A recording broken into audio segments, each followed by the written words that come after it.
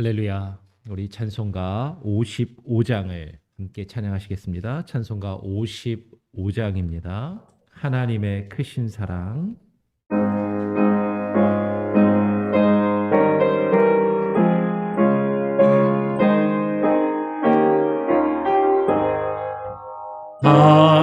하나님의 크신 사랑 하늘로서 내리사 우리 맘에 항상 계셔 온전하게 하소서. 나의 주는 자비하사 사랑 하시니 두려워서 떠는 자리 구원하여 주소서. 걱정 근심 많은 자리 성령 감화하시며 복과 은혜 사랑받아 영원하게 합소서. 천만아중 되신 주여 항상 인도하셔서 마귀 유혹 없는 것을 속히 끊게 합소서. 전능하신 아버지여 주의 능력 주시고 우리 맘에 임하셔서 떠나가지 맙소서. 주께 영광 항상 돌려 천사처럼 섬기며 주의 사랑 영영토록 찬송하게 하소서. 우리들이 거듭나서 의미 없게 하시고 주의 크신 구원마다 온전하게 합소서. 영광에서 영광으로 천국까지 이르러 크신 사랑 감격하여 경배하게 하소서.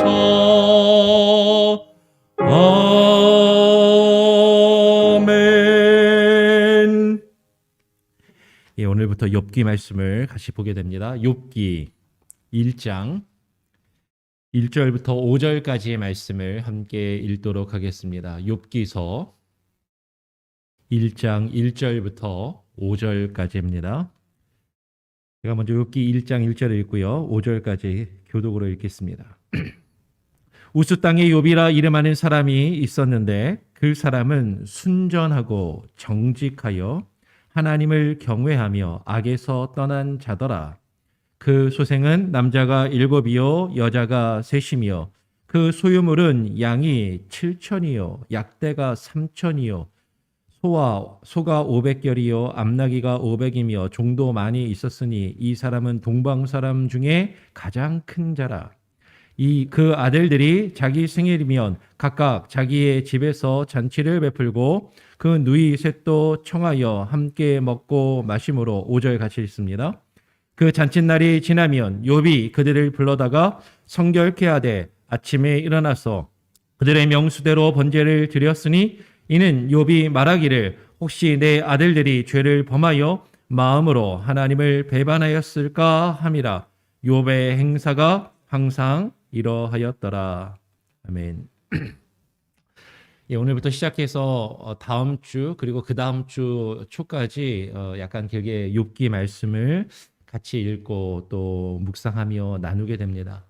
이 욥기는 참 읽고 이해하기도 좀 쉽지 않은 그런 책이고, 그리고 사실 이 욥기의 내용을 설명하고 설교하는 것도 사실은 쉽지가 않아요.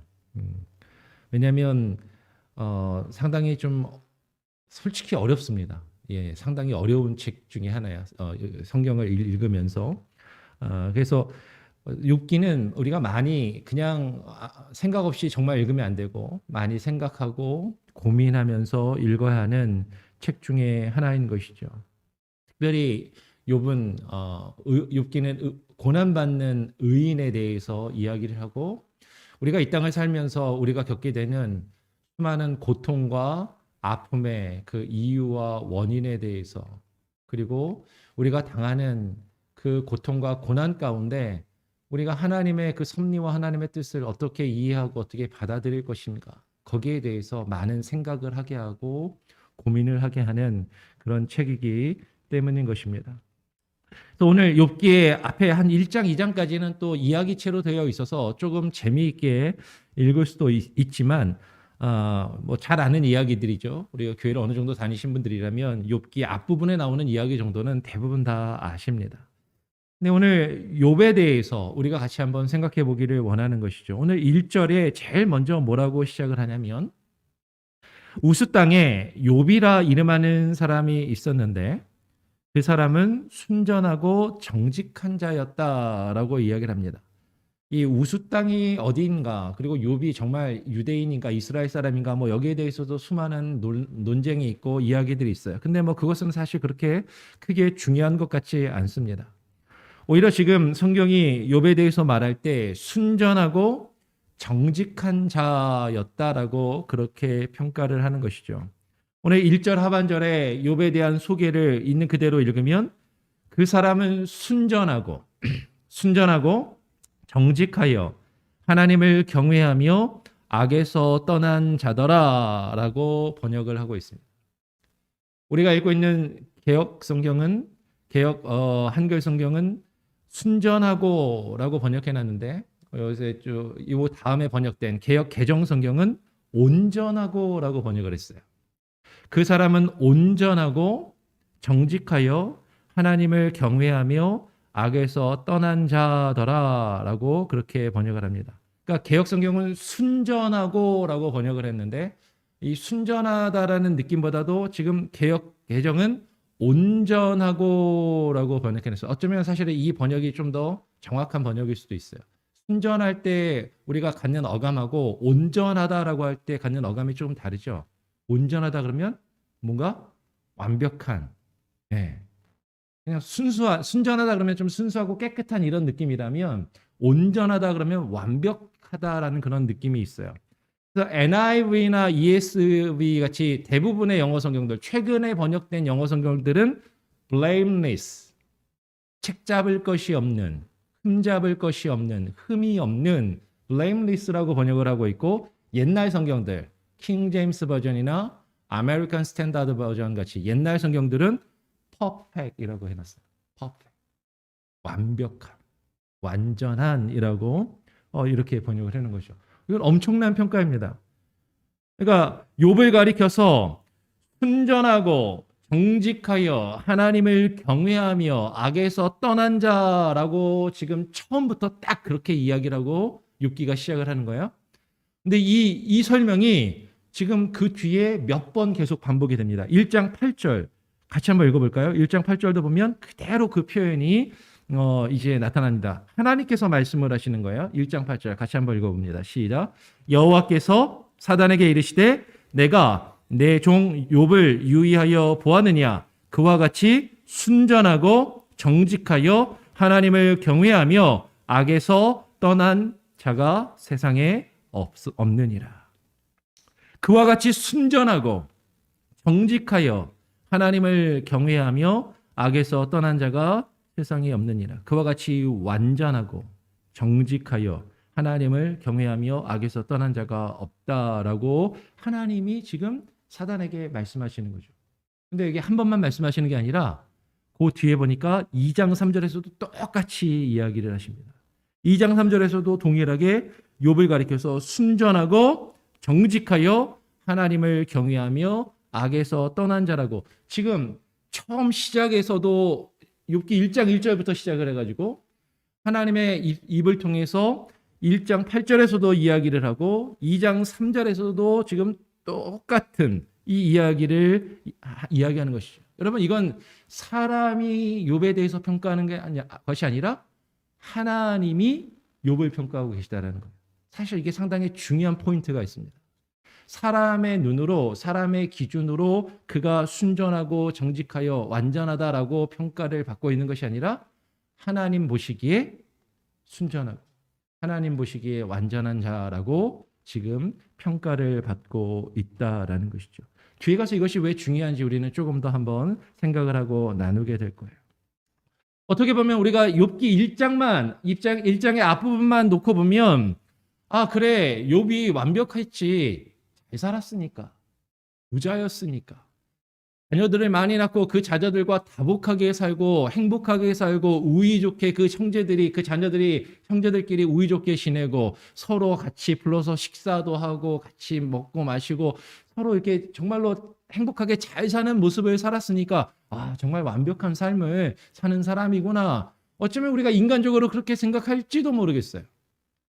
아니, 우리가 신앙의 눈을 가지고 좀 본다고 할지라도, 아 하나님께서 그에게 허락하신 것이 많고 그가 하나님께 받은 복이 많고 하나님께서 그에게 주신 은혜가 많으니까 그가 하나님을 잘 믿고 하나님을 잘 섬기고 하나님께 열심히 예배하고 충성된 삶을 살아가니까, 아 그가 온전하고 그가 흠이 없다라고 하나님께 그렇게 평가를 받았나 보다라고 그렇게 생각할지도 모릅니다.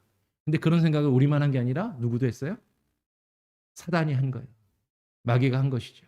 하루는 마귀가 여호와 하나님을 찾아와서, 하나님, 욥이 하나님을 그냥 잘 믿는지 아십니까? 하나님이 그에게 복을 주시고 그의 삶을 평탄케 하시고 좋은 길만 주시니까 욥이 하나님을 잘 믿는 것처럼 보이지만 그에게 허락하신 것들을 빼앗아가 보십시오. 그의 재산들을 빼앗아가 보시고 그의 건강을 빼앗아가 보시고 그의 자녀들을, 그의 가족들을 그에게서 빼앗아가 보십시오. 그래도 그가 온전히 하나님을 믿는가? 그가 하나님 앞에 온전한 자일까? 그렇지 않을 것이라고 사단이 하나님께 이야기를 하는 것이죠. 그래? 그러면 한번 욥을 시험해 봐라 라고 하나님이 허락을 해주시고 하나님이 욥을 치십니다.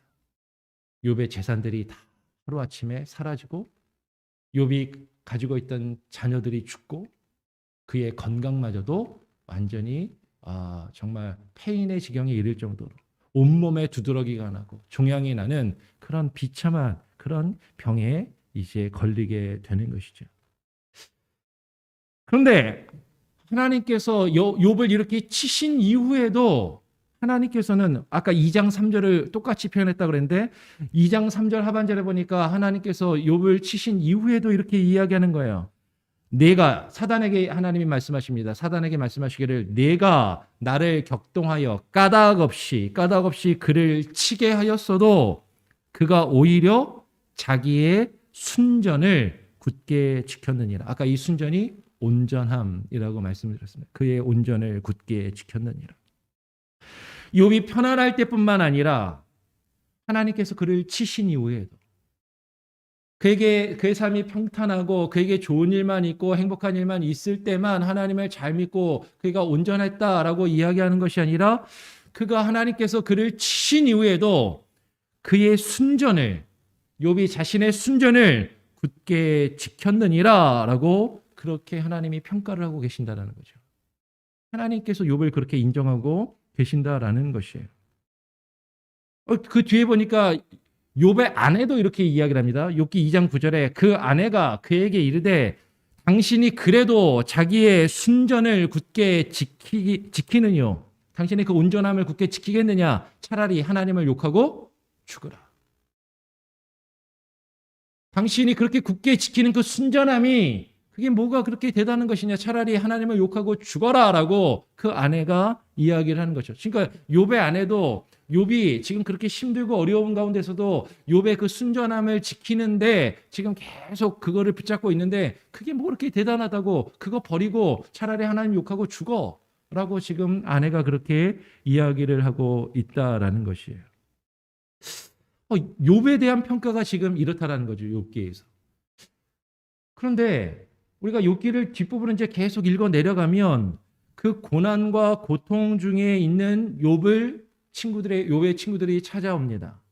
그리고 욥의 친구들과 수많은 대화들을 주고받아요. 그러니까 욥기의 사실 중요한 내용은 욥기가 왜 어렵고 중요하냐면 앞에 1, 2장의 스토리는 그냥 간단한 것 같은데 그 뒤에 욥의 친구들이 와서 욥의 친구들과 대화하는 그 내용들이 상당히 깊은 내용들을 이야기를 합니다. 가벼운 내용들이 아니에요. 상당히 깊은 내용들을 이야기하면서 그 내용들을 보면 욥이 정말 과연 온전한 사람인가? 욥이 과연 정말 온전히 하나님을 믿는 사람인가? 우리가 사실 조금 헷갈리는 그렇지 않은 것처럼 그렇게 보일 수도 있다라는 것이죠. 왜 그래요? 욥은 자신을 찾아온 친구들에게 자신이 지금 당하고 있는 하나님께서 욥을 치셔서 욥이 겪고 있는 그 고난과 고통과 그 괴로움과 아픔을 자신의 신세를 한탄합니다. 그러면서 하나님께 불평하고 하나님을 원망하는 모습을 욥이 보이더란 말이에요. 그죠? 그러면서도 욥은 자신이 의롭다라고 얘기를 해요. 자기가 온전하다라고 순전하다라고 이야기를 합니다. 욥기 9장 20절로 22절 제가 한번 읽어보겠습니다. 찾으실 수 있는 분들은 펴서 보시고 찾기 좀 어려우시면 그냥 들으시면 됩니다. 욥기 9장 20절로 22절에 욥이 이렇게 이야기합니다. 자신을 찾아온 친구들에게 가령 내가 의로울지라도 내 입이 나를 정죄하리니 가령 내가 순전할지라도 나의 패괴함을 증거하리라. 나는 온전하다마는 내가 나를 돌아보지 아니하고 내 생명을 천히 여기는구나. 일이 다 일반이라. 그러므로 나는 말하기를 하나님이 순전한 자나, 여기서 순전하다 온전하다는 거예요. 순전한 자나 악한 자나 멸망시키신다 하나니. 욥이 지금 뭐라고 이야기하냐면 자신은 순전하지만 자신은 온전한데 하나님께서 온전한 자신을 하나님이 치시고 고난과 고통을 주시고 있다라고 이야기를 하는 거죠.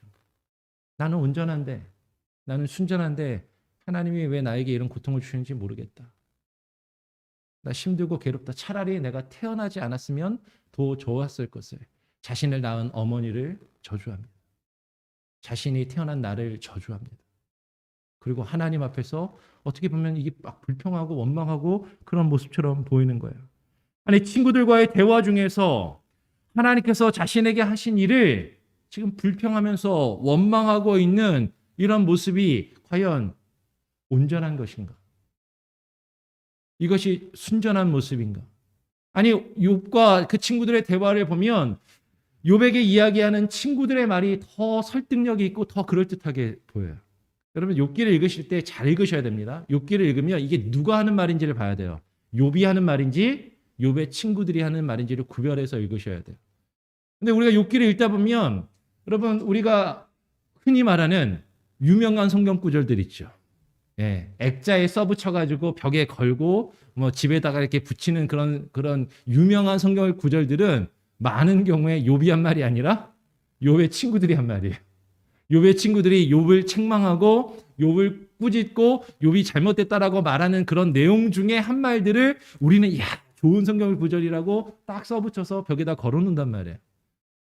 근데 오히려 욥이 지금 하고 있는 그 말을 보면 오히려 친구들과의 대화 속에서 오히려 욥의 말을 읽어보면 욥이 교만하게 보여요. 어떻게 이렇게 이야기를 하지? 교만하게 보여요. 욥기 12장 4절에 보니까 욥이 이렇게 이야기를 합니다. 하나님께 불러 아뢰어 들으심을 입은 내가 하나님께 불러 아뢰어 들으심을 입은 내가 하나님께 기도도 하고 하나님 잘 믿었고 하나님께서 내 기도도 들어주셨는데 그런 내가 이웃에게 웃음을 받는 자가 되었으니 의롭고 순전한 자가 조롱거리가 되었구나. 내가 하나님 잘 믿고 하나님 잘 섬기고 하나님께 예배도 잘 드리고 하나님께 기도하면 내 기도도 들어주셨는데 그런 내가 지금 이웃에게 웃음을 받는 조롱거리가 되었다. 순전하고 의롭고 순전한 자가 그런 내가 조롱거리가 되었구나라고 지금 그렇게 이야기를 하고 있어요. 아니 이것만 보면은 욥의 모습이 겸손하기보다는 교만하잖아요. 그렇게 보이잖아요. 네, 이게 온전한 것인가? 이게 순전한 것인가? 사실 우리는 그렇게 생각되기 쉬워요. 아니 욥은 지금 자신이 의롭고 순전한데 이웃에게 비웃음을 받고 조롱을 받고 있다라고 지금 말하고 있는 것이죠. 과연 이러한 욥의 태도와 말을 순전하다고 할 수 있을까? 그런데 욥은 끝까지 자신이 순전하다라고 주장합니다. 한번 같이 한번 찾아서 볼까요? 욥기 27장 5절. 욥과 친구들과 수많은 대화를 나누고 그 이제 거의 마지막 단계로 접어드는 27장 5절에서 욥이 이렇게 이야기를 하는 거야. 욥기 27장 5절 같이 한번 읽어보겠습니다. 시작. 나는 단정코 너희를 옳다하지 아니하겠고 죽기 전에는 나의 순전함을 버리지 않을 것이라. 나는 단정코 나는 결코 너희를 옳다고 하지 아니하겠고 너희가 지금 하는 말들이 다 그럴듯해 보이고 그럴듯하게 들리지만 너희들이 말하는 걸 난 옳다라고 인정할 수 없다. 오히려 내가 죽기 전에는 나의 온전함을 버리지 않을 것이라고 그렇게 이야기를 해요. 그러면 만약에 이 이야기를 쭉 보면 야, 이 욥은 하나님 똑바로 안 믿는 사람 아니야? 교만한 사람 아니야? 사실 우리가 이렇게 읽게 돼요. 근데 욥기의 결론까지 안 가게 되면 사실 욥이 하나님 똑바로 믿는 사람 맞아? 라는 생각이 들 수 있어요.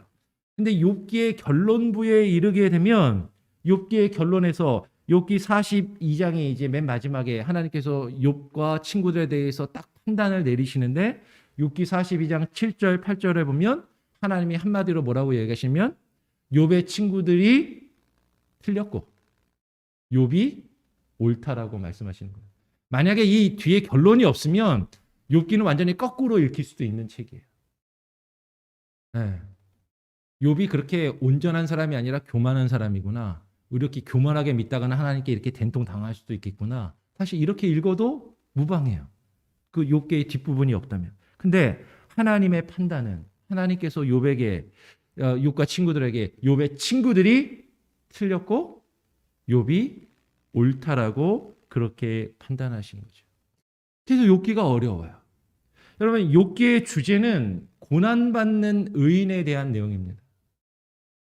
고난받는 의인, 의로운 자가 하나님 앞에 하나님 앞에서 의로운 자가 왜 고난을 받고 고통을 당하고 어려운 일들이 있을까? 우리가 살면서 힘들고 괴로운 일들이 왜 우리 앞에 벌어질까에 대한 그 담론이 지금 욥기에 길게 기록되어 있습니다. 이것을 보통 신정론이라고 이야기해요. 우리가 겪고 있는 이해할 수 없는 슬픔과 고통과 고난과 역경을 그 하나님의 주권과 하나님의 뜻 안에서 우리가 어떻게 받아들이고 이해할 것인가. 그런데 지금 그 욥을 의롭다라고 이야기한다는 거죠. 욥기가. 그것도 하나님께서 하나님의 입으로 욥을 의롭다라고 평가하고 계신다라는 것입니다. 우리는 지금 욥기를 시작하면서 한 가지 전제, 한 가지 개념을 분명하게 시작하고 욥기를 읽어야 됩니다. 성경이 우리에게 증거하고 있는 하나님 앞에 의롭고 완전한 자라는 이 평가. 하나님 앞에서 하나님이 보실 때, 하나님이 인정하실 때 의롭고 완전한 자라는 이 기준은 과연 무엇인가 하는 것이죠. 성경에서 가장 먼저 의인이요 완전한 자라고 평가를 받은 인물이 있습니다. 그 사람이 누구냐면 창세기에 등장하는 노아예요. 노아. 한번 볼까요? 창세기 6장 9절. 성경을 빨리 찾으실 수 있는 분들은 한번 펴서 보십시오. 창세기 6장 9절. 창세기 6장 9절에서 노아가 하나님께서 성경이 뭐라고 이야기하는가. 찾기 어려우시면 그냥 들으시면 됩니다. 창세기 6장 9절입니다. 한번 읽어볼까요? 시작. 6장 9절 시작. 노아의 사적은 이러하니라. 노아는 의인이요 당세의 완전한 자라. 그가 하나님과 동행하였으며. 노아는 의인이요 당세의 완전한 자라. 이 완전하다고 번역된 게 아까 욥에게 순전하다라고 했던 단어랑 똑같은 단어입니다. 원어로 보면, 히브리어로 보면. 함임이라는 단어예요. 노아는 의인이요 당세의 완전한 자라라고 이야기하는 것이죠. 아니 노아에 대한 평가, 지금 이건 엄청난 평가죠. 그는 의인이요 완전한 자라. 그런데 정말로 성경에서 노아는 완전한 사람으로 묘사가 되고 있는가? 우리가 알고 있는 노아는 정말로 퍼펙트한 그런 사람인가? 온전한 사람인가? 어떠한 실수도 하지 않고 어떠한 잘못도 하지 않는 그런 완벽한 사람, 완전한 사람, 퍼펙트한 그런 사람인가 하는 것이에요. 아니잖아요. 우리가 노아의 이야기를 알아요. 조금 뒤에 보면 노아 홍수 이후에 노아가 방주에서 나와서 창세기 9장을 보면 창세기 9장 20절에 이하에서 노아가 엄청난 실수를 저지르게 됩니다. 홍수 이후에 노아가 농사를 짓고 포도나무를 심고 가꾸어서 포도나무에서 난 열매로 뭘 만들어요? 술을 만들죠. 그리고 그 술을 진창 마십니다. 그리고 취해가지고 어떻게 해요? 완전히 벌거벗고 그냥 자빠져 있는 거예요. 벌거벗고 누워있는 모습을 누구에게? 자식들에게 보여줍니다. 그리고 그 모습을 본 그 아들 중에 함이 아버지를 조롱하고 아버지의 벌거벗은 모습을 다른 자녀들에게 이야기한 것 때문에 그 함이 저주를 받아요. 이것도 사실 참 그래요. 잘못은 사실 누가 한 거예요? 원인 제공은 누가 한 거예요? 노아가 한 건데 그 아버지가 지금 자신의 벌거벗음을 또 이렇게 드러낸 그 함을 저주를 합니다. 그럼 이런 노아의 모습이 완전한 사람의 모습인가? 완벽한 사람의 모습인가 하는 것이죠. 아니요. 노아는 실수했어요. 노아는 넘어진 사람입니다. 노아는 잘못을 한 그런 모습이 성경에 기록되고 있어요. 그런데 그 노아를 가리켜 그는 의인이요 당세의 완전한 자라고 성경이 평가한다라는 것이죠. 그러면 성경이 증거하는 하나님 앞에서 의롭고 완전함은 어떤 실수도 하지 않고 어떤 잘못도 하지 않고 그냥 정말로 우리가 생각할 때 우리 인간적인 기준으로 완벽한 그 자체, 어떤 흠도 없는 완벽한 모습, 실수도 안 하고 잘못도 안 하고 그냥 온전한 완전한 그런 사람을, 그런 모습을 이야기하는 것이 결코 아니다라는 것이죠. 그러면 성경에서 노아를 왜 완전한 자라고 평가를 합니까? 노아가 왜 의인이요 당세의 완전한 자라고 여김을 받는 것은 사실 창세기 6장 9절 안에 답이 있죠. 창세기 6장 9절에서 왜 그래요? 노아는 그가 하나님과 동행하였기 때문에. 성경이 우리에게 증거하는 하나님 앞에 의인이요 완전한 사람의 모습은 어떠한 실수도 하지 않고 어떠한 잘못도 하지 않는 사람이 아닌 것이죠. 누가 하나님 앞에 의로운 자로 여김을 받고 누가 하나님 앞에 완전한 자로 여김을 받습니까? 하나님과 동행하는 자. 때로는 실수해도 때로는 넘어져도 우리가 사람의 인간적인 모습으로 보면 부족하고 잘못하고 교만하고 악한 모습이 우리 가운데 있을지라도 그래도 끝까지 누구를 붙들고? 하나님을 붙들고 끝까지 하나님과 동행하며 하나님에 대한 믿음을 저버리지 않고 그 하나님을 믿고 나아가는 하나님과 동행하는 자. 그러면서 날마다 자신의 모습을, 자신의 삶을 하나님의 말씀에 비추어 돌이키며 그 하나님의 말씀의 뜻을 그 삶 가운데 이루어가기를 애쓰고 힘쓰는 자. 그가 의롭고 완전한 자라는 것이죠. 그러면 지금 욥이 온전하고 정직하다라는 것도 마찬가지입니다. 오늘 욥기를 잘 읽어보면 욥이 온전하고 정직하다라는 것은 그가 하나님을 경외하며 악에서 떠난 자였기 때문이다라고 이야기하는 것이에요. 욥이 우리가 볼 때 인간적으로 정말로 완벽해서 욥이 순전하고 욥이 온전한 자라고 평가받은 것이 아니라 그가 하나님을 경외하는 자였기 때문입니다. 그는 하나님의 주권과 하나님의 그 섭리하심을 온전히 믿고 인정하는 자였어요. 내 앞에 펼쳐지는 수많은 일들, 나에게 닥치는 고난과 역경과 환난과 어려움들 나는 이해할 수 없고 나는 받아들이기 쉽지 않지만 그러나 그것이 하나님의 주권이요 하나님의 뜻이요 하나님의 섭리라는 것을 욥은 한 번도 의심한 적이 없어요. 설사 하나님 앞에 왜 나에게 이런 고통과 아픔을 주십니까? 라고 하나님께 부르짖으며 하나님께 불평과 원망하는 것처럼 보여도 그래도 그것이 하나님의 주권이요 그것이 하나님의 뜻이요. 나는 이해할 수 없지만, 나는 받아들이기 어렵지만, 그러나 그것이 하나님께 달려 있는 것임을 욥은 끝까지 인정하고 그것을 저버리지 않았다라는 것이죠. 그리고 하나님 안에서 어떻게든 그 말씀대로 살아가려고 악에서 떠난 자였다라고 성경은 증거하는 것이에요. 여러분, 욥의 온전함은, 욥기를 이제 앞으로 우리가 좀 더 계속 읽어 나가겠지만, 욥의 온전함은 여러분, 그가 어떠한 실수도 잘못도 하지 않았다라는 것이 아닙니다. 하나님 앞에 불평과 원망을 하지 않았다라는 것이 아니에요. 오히려 그는 고난과 환난 중에서도 하나님의 절대적인 주권을 인정하며 그분을 경외하는 자였다라는 것이죠. 여러분, 그것은 시편에서 기록되어 있는, 시편에 기록되어 있는 다윗의 모습에서도 마찬가지예요. 시편을 읽어보십시오. 다윗이 얼마나 하나님께 울부짖으며 하나님을 원망하고 불평하는 것 같아요. 그래도 시편의 맨 마지막에, 처음에 그렇게 시작했다가도 하나님께 영광을 돌리고 하나님의 주권을 인정하면서 모든 시들이 그 끝을 맺는 거예요. 그게 다윗의 믿음인 것이죠. 여러분, 욥과 노아에게 사용된 온전하다, 완전하다라는 이 말은 아까 히브리어로 탐이라는 단어입니다. 복수로 탐임. 근데 이 탐과 탐임은 주로 어디에 사용되냐면 구약의 여호와 하나님께 바쳐지는 제물, 제사 때 하나님께 드리는 제물에 사용되는 표현이에요. 흠없는 온전한 제물.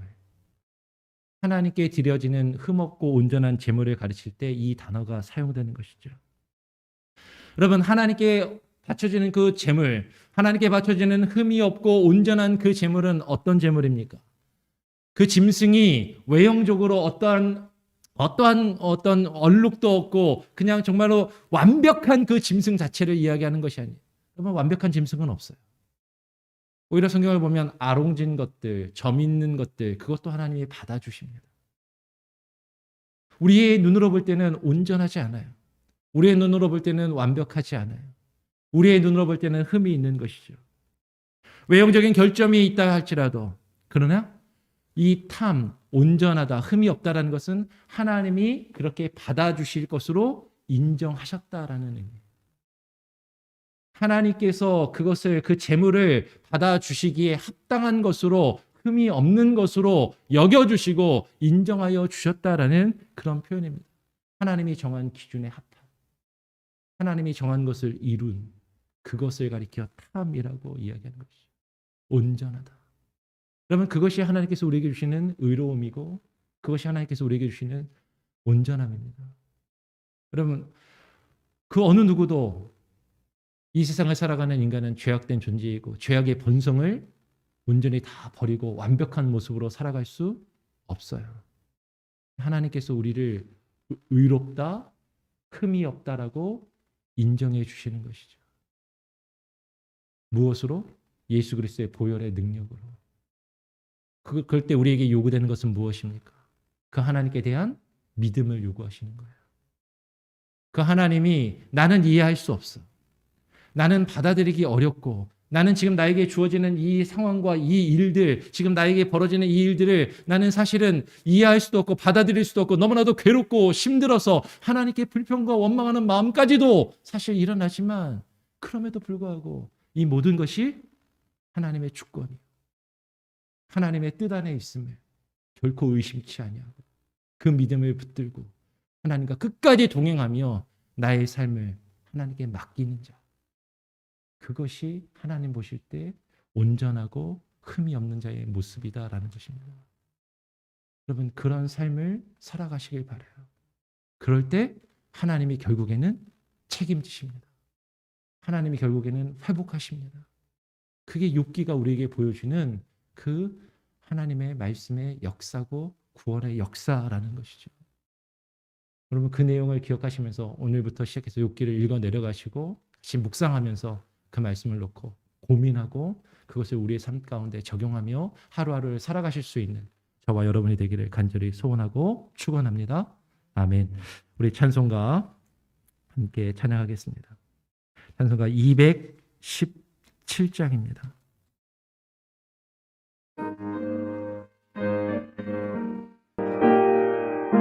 주님의 뜻을 이루소서.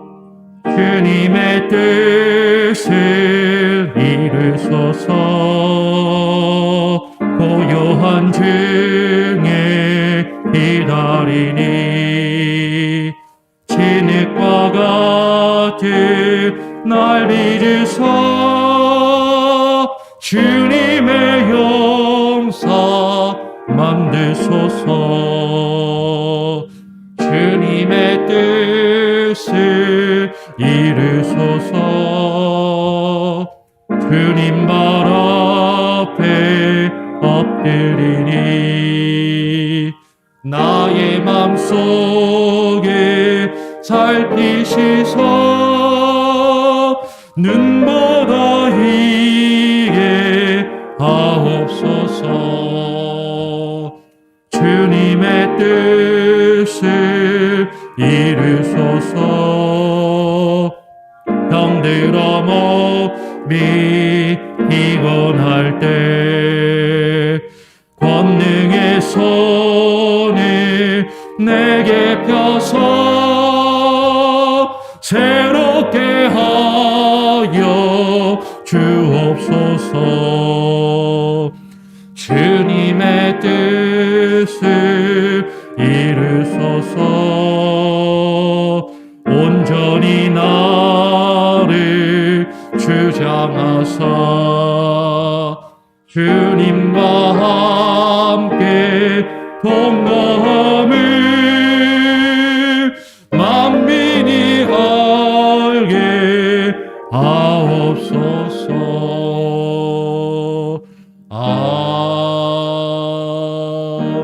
아멘. 오늘 함께 나눌 말씀을 기억하면서 오늘 하루도 기도하면서 시작하시길 바랍니다. 욥은 하나님 앞에 온전하고 정직하여 하나님을 경외하며 악에서 떠난 자라는 그런 평가를 받은 사람입니다.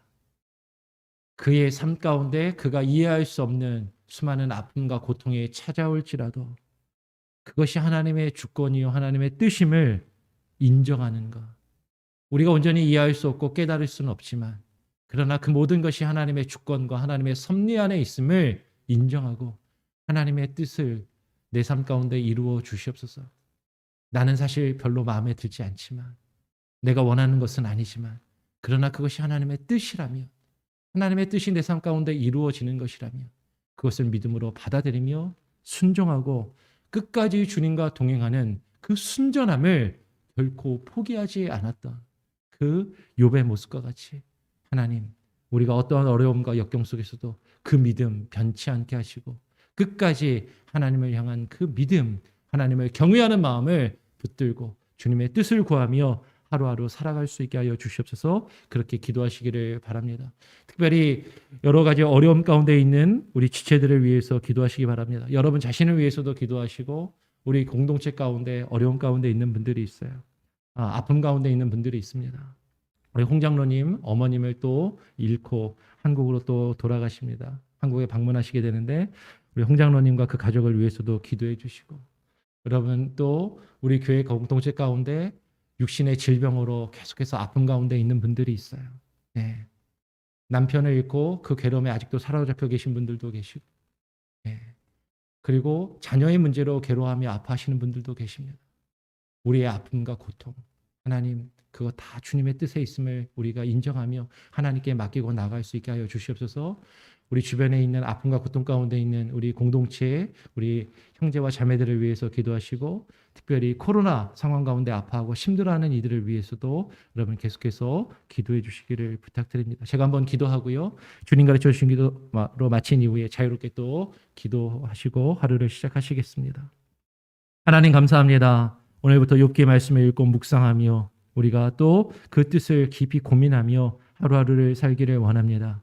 하나님, 욥은 하나님 앞에 순전하고 하나님 앞에 온전하고 정직한 자라 평가를 받았습니다.